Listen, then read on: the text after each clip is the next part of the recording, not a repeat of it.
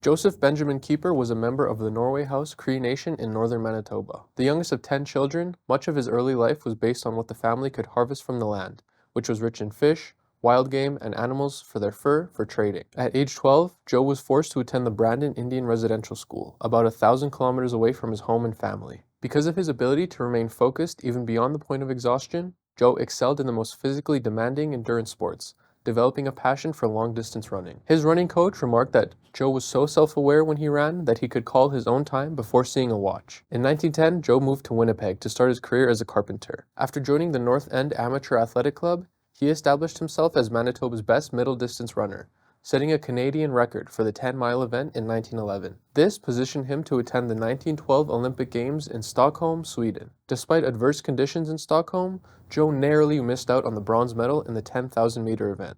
His fourth-place finish remains the highest a Canadian has ever placed at the Olympic Games in that distance. On his return to Manitoba, Joe continued to win races and set records.